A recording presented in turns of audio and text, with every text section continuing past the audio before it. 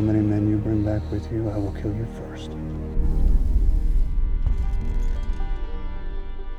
59 Alpha, take one. A mark. B mark.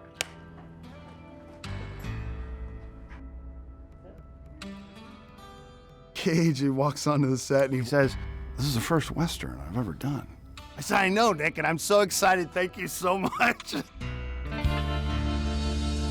I have not, until now, been invited to be in a Western, which is remarkable to me because I'm from the West. I was born and raised in California. I live in Nevada. I mean, it's another good match, and it's a kind of amazing to me that only now it's happening, but I'm very thankful because I get to get reinvigorated and galvanized once again about what it is that I do. And Nicolas Cage, you know, after whatever it is, 150 films and 50 of them masterpieces, you cannot miss this movie. This man, this actor, is like on his game. Well, Colton Briggs, without giving too much away, he's the definition of a mystery. What I like about the character in the context of a Western is that I haven't really seen too many characters like Colton who seem to be almost operating from another dimension. It's not that he's a criminal, but that he has the ability to go into violence without really any remorse.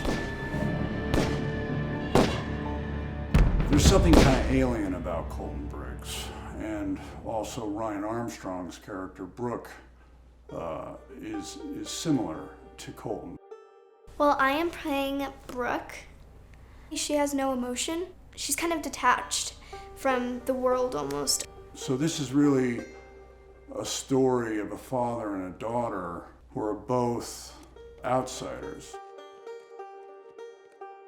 Colton Briggs and Brooke, that relationship was so profound to me because I grew up interpreting for the deaf and I have an affinity for the disabled, and I read them as people on the spectrum that are not understood, that are outsiders, and then the dysfunction of their relationship. So honestly, the through line of when I read a script is always about the emotional connection I have with the characters, but then how can I show that arc?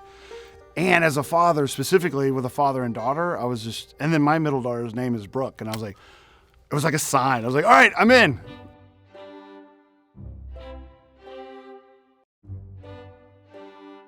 Well, I got a good one in the old way. I play an old Civil War veteran named Eustace. Feeling mighty exposed riding into town like this. Who got mixed up in criminal activity and ended up in prison, and got sprung from prison to pull a job. And so I'm with a gang. It's kind of a shoddy gang, but we're a gang, and we're on the hunt for fortune and revenge. And I love the cast up and down. Nick, you know, Ryan is awesome. You know, what a special young talent she is, and her dad is brilliant too. And her father actually is an actor, and he's in the opening. He's Mr. Clark. You understand? But he owns a very large school for acting for children. But he and I even talked about it. I mean, she's beyond. It's like you can't teach that. She's organically born with that gift. And so what's going to turn Colton Briggs from a gunslinger to a homesteader?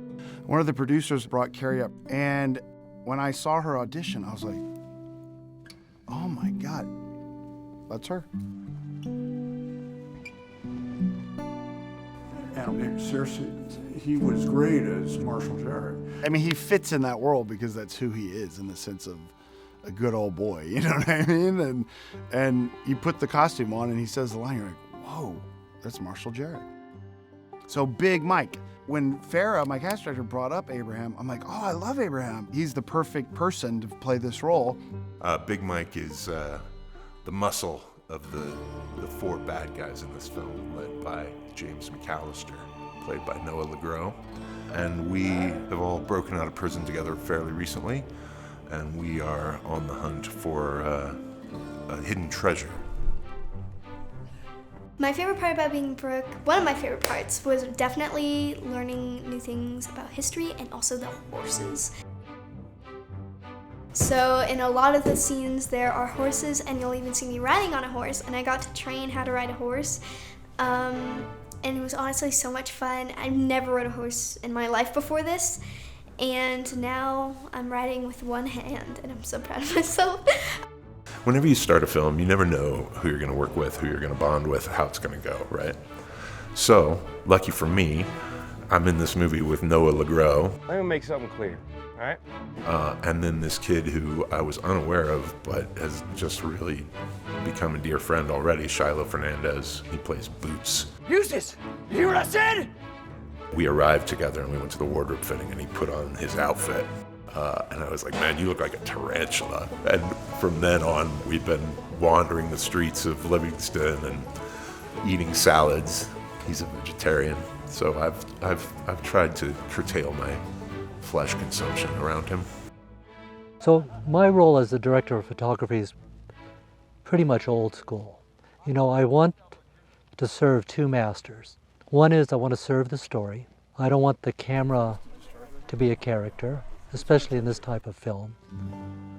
And then I want to serve the director's vision. Sion, he approaches everything with a very zen and a very artistic frame of reference. So it's really amazing because he's a technician, but like that's secondary to him. Like that's easy. So he's like, all right, let's talk about the story. And what do you envision, Brett? And how do you see this happening? I pretty much climb inside the director's head. Sometimes that's a little crazy, depending on who the director is. But I just knew that Brett was going to come really organized. And I knew that he was going to be super passionate. And I knew we were going to be able to bounce ideas off one another. He trusted me enough to let me climb in his head and say, what if we did it like this? Or what about shooting it this way? The tone from the outset when I talked to Sion, I'm like, look, let's make this a Pollock or a Renault painting and like capture Montana in a way that like when you look at it, you're like, wow, that looks like someone painted this picture because of God's landscape. And then in the middle of that, and in the foreground, with the majesty of the background, you have these real moments with obviously this amazing cast that we're able to pull together. And then, all right, let's find that moment. Is it real? Is it authentic? Brett physically watched every audition, and it was amazing. He spent hours and nights and weekends watching every audition, and he would watch them to the end. He would watch everything. It's amazing how well the cast came together with this, and a lot of that had to do with Brett, you know, sticking to his guns and who he wanted to cast in this film. Well, what I'd say about Brett, and this is our first time working together, is that he's an actor in his own right. So he understands actors. And, you know, across the board, it's been very well cast. And that is also a credit to Brett, that he got the right people together. You know a director is on point when he doesn't have to fix that which isn't broken. And I did appreciate that about Brett. I think he knows, he knows when he has what he wants, and that is a relief for most actors. Yeah, he really does know the whole script. He's got a really firm grasp of the overall picture in his mind. And that comes from doing the work. That comes from doing the research and thinking about it for months on end. So I think we're going to get a great film out of it because of Brett's work. When we were first speaking about the film and where we should make it, of course, places like New Mexico, Texas, they came up straight away. But there was something about this place which not in a long time had a lot of films in this style had been shot. Where here, we could use this environment as a subtext. It's just a great setting to tell this story. So I read the script and started studying it, but I knew not to land on the character until, we got out here and got the wardrobe and got the feel of what the surroundings are like. I just love it. I could live here, Montana. I always talk about, in Latin, what is called the genus loci, meaning the genie of the place. Very often when you film somewhere, you can absorb that energy, and it somehow, almost through osmosis or even magically, it finds its way into performance. That I thoroughly enjoyed the genie of the place that is Montana, especially this part of Montana. You can't ask for a more beautiful setting. Being on a location, especially one as spectacular as Montana and this Yellowstone film ranch, you are instantly transported there as an actor, because what we do is make believe, and the easier it is for us to use our imaginations to become our characters, thanks to great sets and great locations, the more fun we have. Westerns I really love, The Magnificent Seven is the first one that comes to mind. I'm a huge Yul Brynner fan, and I think he's exceptional in that. A more modern one I love is Tombstone, and the assassination of Jesse James by the coward Robert Ford. Thank you. I loved that one. I thought that was exceptional work. Well, I would say Once Upon a Time in the West would be number one. I love High Noon with Gary Cooper. I love The Oxbow Incident with Henry Fonda. I love One-Eyed Jacks with Marlon Brando. And I love Stagecoach with John Wayne. Those would be my 5 favorite Westerns. But I'll tell you what, Unforgiven I saw as an adult, and you know, it was the first time I really identified that Clint was as frigging brilliant as he is. You know, people have asked me, you know, why should I watch The Old Way, or why should I even spend my time going to the cinema to see The Old Way when I could watch some superhero movie? And I always say, well, you know, formulaic films are always going to be there, and you can spend your money going to see a formulaic film, but I think if you go to see The Old Way, you're going to see something that's pure at heart.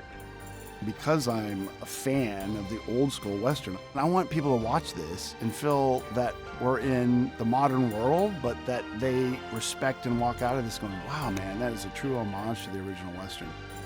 And Nicolas Cage, he comes locked and loaded every scene. I think the Western can provide entertainment because it really takes people out of their space. It's a good message. It's got a wonderful child performance. It's got a great movie star in the #1 position. It's got some character actors like me and Nick Searcy.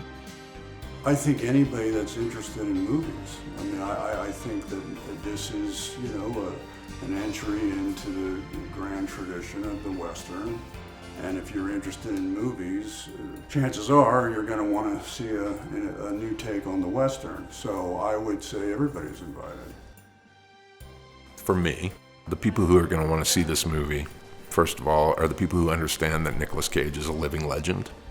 Everything from his classics, Wild at Heart, Raising Arizona, to his new modern rebirth in Pig and Joe and Mandy, which I love. If you're a Nicolas Cage fan, you need to see The Old Way, period. Now, that being said, anybody who's a Western fan, this is Nick Cage's first Western, so that's history. And why make these movies if you're not interested in history? And for the love of God, every Western is worth watching.